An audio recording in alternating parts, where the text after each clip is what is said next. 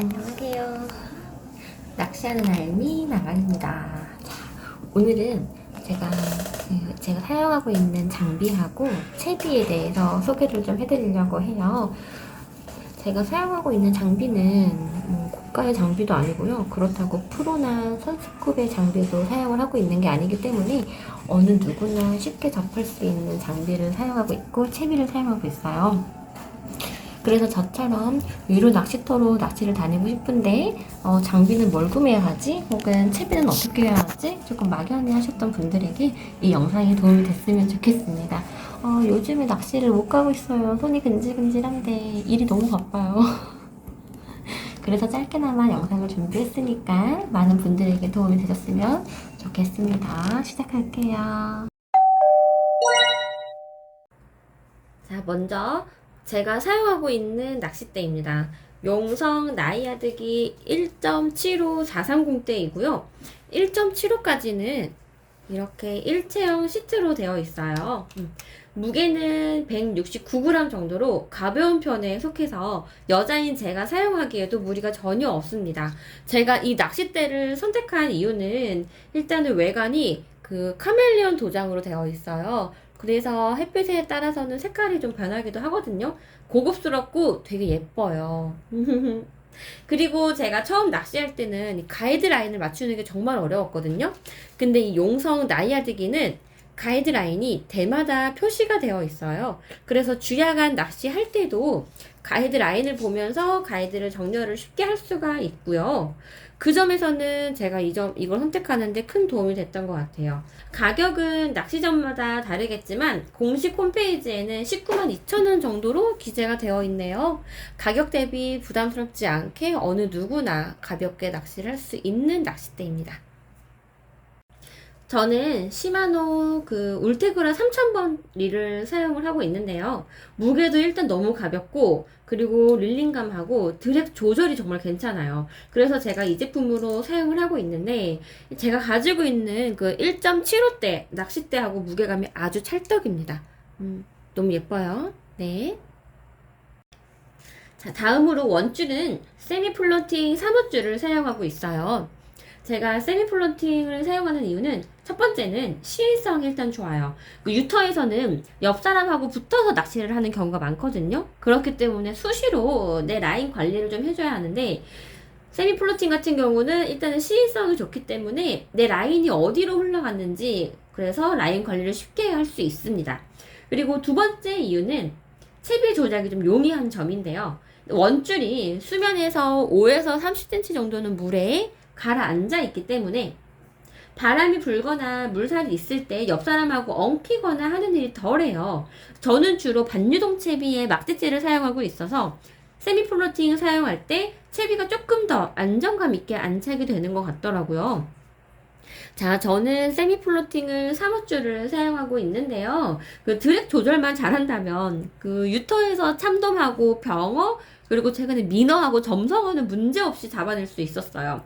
다만 그 세미 플로팅의 특성상 오래 사용할 경우에는 이 줄이 물을 흡수하는 경우가 있어요. 그렇기 때문에 저 같은 경우는 낚시를 이제 할 때 채비할 때쯤 이 원줄에서 10m 정도는 자른 다음에 그 다음에 채비를 합니다.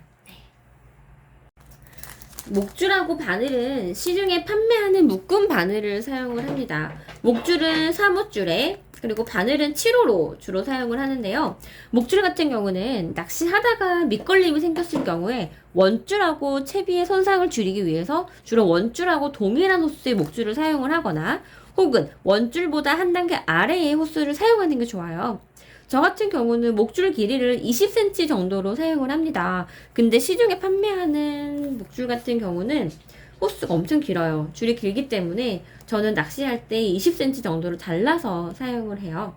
보통은 30에서 50cm까지도 사용을 하긴 하는데 저는 보통 생미끼를 사용할 때 캐스팅이 너무 어려워요. 자주 엉키거나 하는 경우들이 있어서 20cm 정도로 조금은 짧게 사용을 합니다. 저처럼 생미끼를 사용할 때 캐스팅이 조금 미숙하거나 줄이 엉킬 때는 목줄의 길이를 짧게 사용하는 게 조금은 수월하실 수도 있어요. 그 바늘 같은 경우는 대상 어종에 따라 선택을 하시면 될 것 같아요. 저는 주로 유로 낚시터에서 돔 종류로 낚시를 하기 때문에 7호 바늘을 적합하게 사용을 하고 있습니다. 찌는 로켓찌하고 막대찌 두 종류의 찌를 거의 사용을 해요. 바람이 불거나 혹은 조류가 빠르게 흐를 때는 막대찌를 주로 사용을 하고요. 그리고 가끔씩 제가 가두리를 공략을 할 때가 있어요. 가두리를 공략하거나 혹은 멀리 있는 포인트를 공략할 때는 주로 이렇게 날갯찌를 사용을 합니다. 이 찌는 상황에 맞게 내 포인트에 따라서 사용하시면 될 것 같아요. 자, 이번에는 제가 사용하는 채비에 대해서 설명을 드리도록 하겠습니다.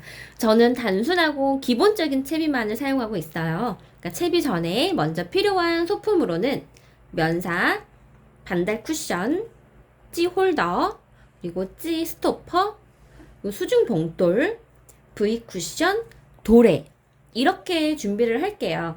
눈치채셨을지 모르겠지만 준비한 순서대로 채비를 해주시면 됩니다. 저는 거의 다 형광색 위주예요. 예쁜 거 좋아하거든요.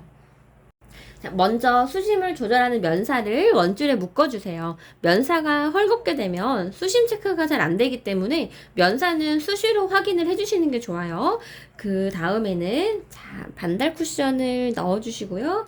반달 쿠션 다음에는 찌를 잡아줄 찌 홀더를 넣고 찌가 아래로 내려오지 않도록 고정하는 찌 스토퍼를 넣어주실 건데요. 찌 스토퍼는 넓은 면이 서로 맞닿도록 방향을 잡아서 넣어주셔야 합니다. 그런 다음에는 내가 사용할 찌의 무게에 맞는 수중 봉돌을 넣어주시고요. 그리고 V 쿠션을 그 다음으로 넣어주세요. 이 V 쿠션을 넣어주는 이유는 수중 봉돌이 위아래로 움직이면서 도레이의 매듭이 상해가지고 끊어질 수가 있기 때문에 그거를 대비하기 위함입니다. 자, 여기까지 하셨으면 마지막은 도레에 매듭을 지어서 마무리를 지어주시면 됩니다. 여기까지 했으면 캐스팅과 안착 시에 채비가 엉키는 걸 방지하기 위해서 찌스토퍼의 길이를 조절을 해주세요. 그 찌스토퍼와 함께 동봉되어 있는 이 막대를 찌스토퍼 두 개랑 연결을 하면 되는데요. 이때의 길이는 찌탑을 밑으로 쭉 내려뜨렸을 때 찌탑이 추에서 5cm 정도 위에 오도록 길이를 맞춰주시면 됩니다. 그 다음은 도래 다음에 저희가 사용하고 있는 목줄을 연결해서 바늘과 함께 사용을 하시면 됩니다. 자, 오늘의 영상은 여기까지입니다. 제가 주로 사용하고 있는 장비하고 채비에 대해서 소개를 좀 해드렸는데요. 물론 더 좋은 고가의 장비도 있을 거고요. 대상 어종에 따른 장비하고 채비는 있어요. 나에게 맞는 장비하고 채비를 선택해서 사용하시는 게 제일 좋으실 것 같고요. 저도 지금 낚시를 막 배우기 시작한 낭린이에요. 그래서 제가 조금 더 사용하기 수월한 장비가 있거나 저에게 추천해 주실 만한 장비나 채비가 있다면 댓글로 공유해 주세요. 그러면 저에게도 큰 도움이 될 것 같습니다. 오늘의 영상은 여기까지이고요. 저는 다시 가두리 씨하고 내일을 하러 가야 되기 때문에 다음 영상은 낚시터에서 인사드리도록 하겠습니다. 시청해 주셔서 너무 감사하고요. 다음 영상에서 만나요.